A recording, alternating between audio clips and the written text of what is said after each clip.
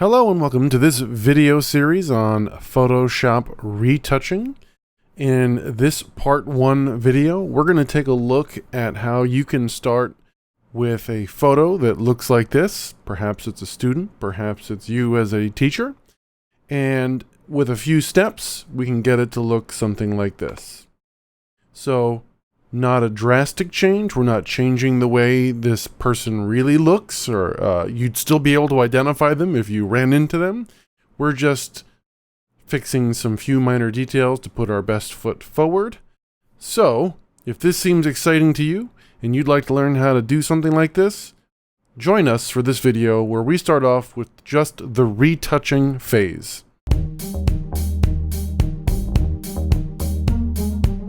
Okay. So to get started making this final outcome, we're going to open up the original file here, which I have saved here on my desktop. I'm going to drag this file into Photoshop to open it, and there it is. Okay, so it's zoomed out, so if we were to double click on this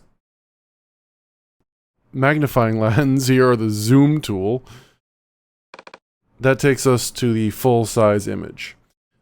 Or we could double-click on the hand tool. Or what are they calling it here? The hand tool, I was right. Yes, the hand tool. That makes it fit the screen. So the first thing I'm actually going to do is crop the image. Let's assume that this headshot is going to be going into a website or to some sort of booklet that people would have in their hands during the presentation. So oftentimes that's square. Image. So what I'm going to do is I'm going to click the crop tool, and I'm going to choose ratio of 1:1 for square. Alright, and then I can drag these corners till I crop the image the way I'd like, and then I can move the image inside. But really,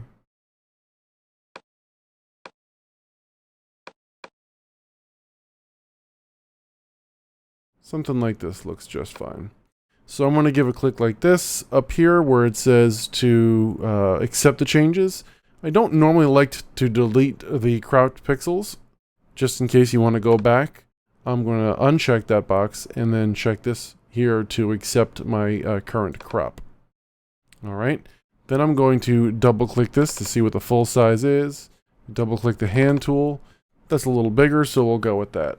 Okay, so now we have our square image, and we're ready to begin our retouching. Here's our base layer. I want to leave that untouched. What I'm going to do with this this layer selected is on the Mac, I'm going to hold down Command and Option and then press the J key, or you could always do Control Alt J, or up here in the Layer dialog box, we can go to New Layer via Copy. All right, and then I'm going to double click this and rename it Retouch. This is where we're going to begin to heal away the things in the image that we want to remove. So let's go back to the zoom tool, which I believe is the Z key on the keyboard if you like the keyboard shortcuts. And then I'm going to click and drag to zoom in.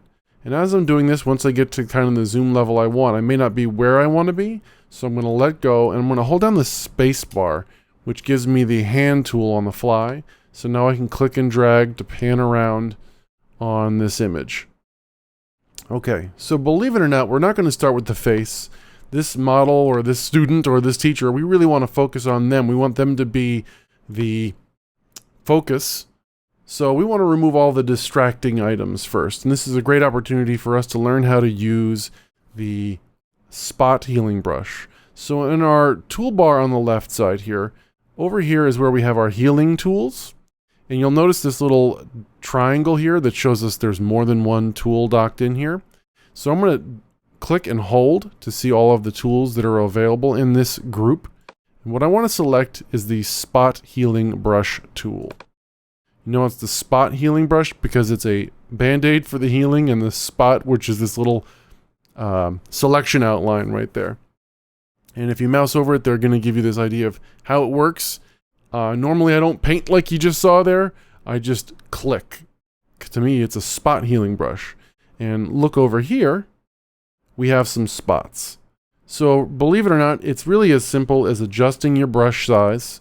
And I'm kind of the guy that likes the path of least resistance.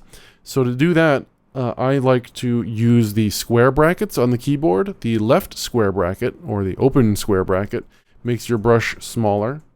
And the right or closed square bracket will make your brush bigger. So typically you try to make the brush to be just the right size. And if you try it and you don't like it, the best part about doing this is you can always undo things. That's Control Z, Command Z, or you can go to the Edit and Undo and see all the keyboard shortcuts there. So I'm going to leave the brush this size, and I'm going to give it a click on this spot that I want to remove. I'm pretty happy with how that looks. If you wanted to, you could undo it and try it with a different brush size to see if you like that result even better.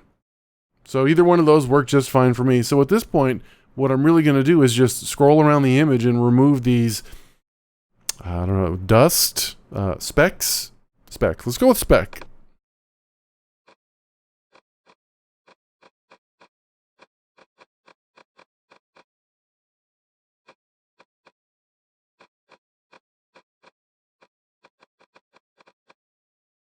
All right, so that looks pretty good as far as removing the specks. Let's back out and take a look at how that looks. So right now we've got the after. We can always see the before by either holding down the Alt or the Option key and clicking on the eyeball next to the original layer, layer 0 here. And clicking that, you'll see that this is the active layer. You'll notice the spots have returned. Click this again with the Alt or Option key pressed, and you'll see the spots go away. So that helps remove the background distractions on the blackboard behind this student or teacher. And now we can begin to use the same spot healing brush on her face. So I'm going to zoom in again. I've got press the Z key to get to the zoom tool. I'm going to zoom into her face, and I'm going to press the space bar to pan around. And now I can go back to the healing spot healing brush tool by clicking here or just pressing the J key. Just make sure you have the proper tool. It'll remember the last one that you used. And I'm going to go look for spots that I'd like to remove.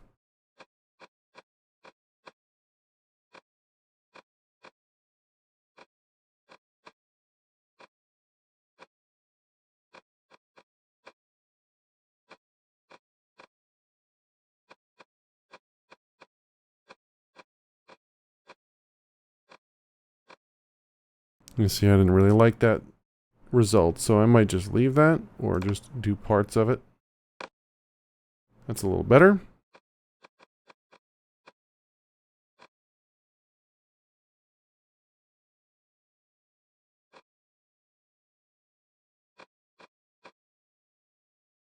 Okay, so it looks like we've gotten most of the little tiny spots that we'd like to removed. I'm sure there might be more if I took more painstaking care on this one, but we're going to back out again, and we're going to hit a before and after look.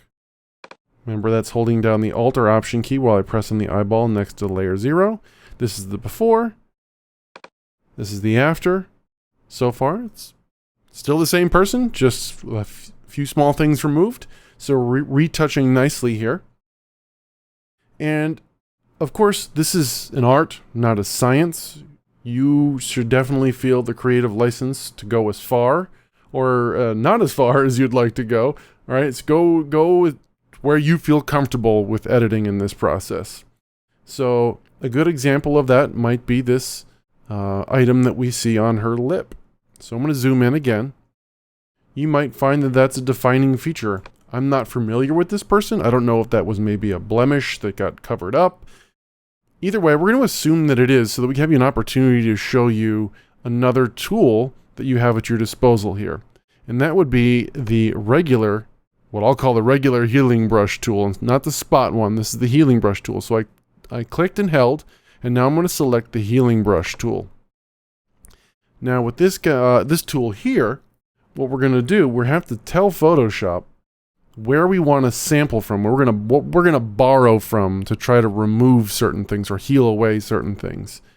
More often than not, I use this tool to heal away things like this strip of hair here. But we might try it here because it's right on the border between two colors.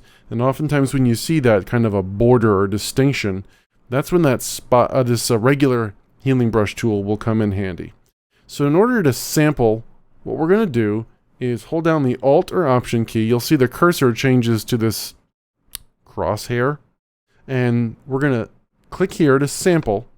And then I'm going to move over this spot and I'm going to give it a click and see if I like it. Okay, not too bad. I'm going to undo that and try again. Maybe I'm just going to cover up a part of it. And then I'm going to come over on this side and sample over here. And then I'm going to go over on the left side. All right, that's a result that I can live with. I'm happy with that. So let's do the before and after.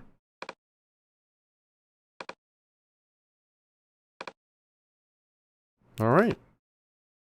Very nice. Okay, so now we saw the spot healing, the regular healing brush tool again. Now let's see if we can use that same tool to heal away this hair that's coming over her cheek. So to do that, I'm going to sample from where I want to start the brush stroke. And I might intentionally mess this up to show you something. So I'm going to click here, and then I'm going to move over here.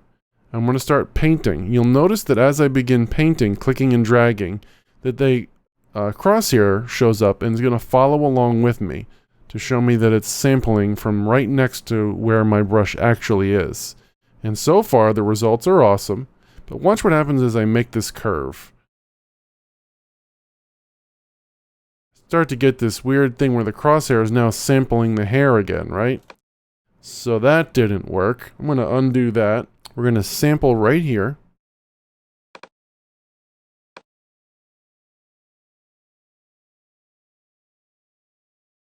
And I'm going to stop right there and sample again over here.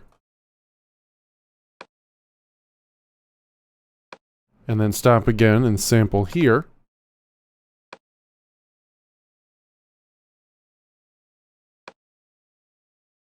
And then I'm going to sample again here.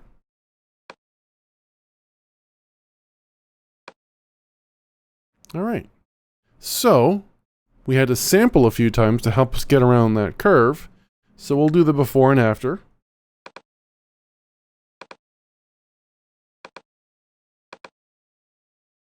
Very good. So we healed away the hair that's over her cheek. There's plenty more of these errant hairs that we could go over, but that's good for now. So what we're going to do now for our final retouch, I'm going to zoom back out. One of the things that I notice when I'm looking at this photograph is this patch of hair that's sort of flying away over here, and the same thing down here. So what we're going to end off with is how to use the patch tool to heal away this area here and this one down here as well. So I'm going to zoom in. And I'm going to switch to my patch tool by clicking on the healing tool group and selecting patch tool. Right now it's set to normal. You may try it once with normal, decide if you like it or not. If you don't like it, you can try it coming back here and choosing content aware and see which one you like best. So we'll try normal first. So with the patch tool, I'm just going to click and begin painting around the part that I want to remove. I'm not going to be too worried about how exact I get with this.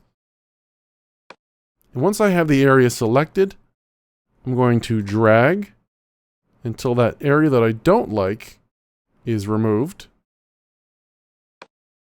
All right, it created a little bit of a brown hint over here. I might be able to live with that, but what we'll do is undo that, and we'll try doing the same thing, but with content aware turned on, and we'll see if we like that result any better. Yeah, it didn't give me that faint glow there, so I like the content aware option better. And then I'm going to come down to the area down here that I want to remove. I'm going to begin to click and drag around this section of hair. And I'm going to remove that as well.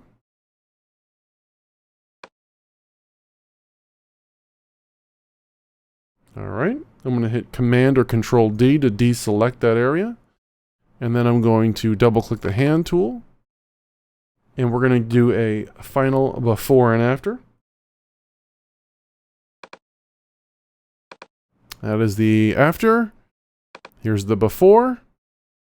And if you've made it this far, congratulations. Feel free to follow along, pause as you go. This was the first part where we cover retouching. In the next part of this video series, what we'll do is go over how to whiten and brighten the smile. And the next part, we'll cover how to smooth the skin tones and texture and apply what I'll call a digital makeup. And then in the final part, what we'll do is we'll cover how to enhance the eye color. And I might throw in a bonus of potentially how to adjust lip color.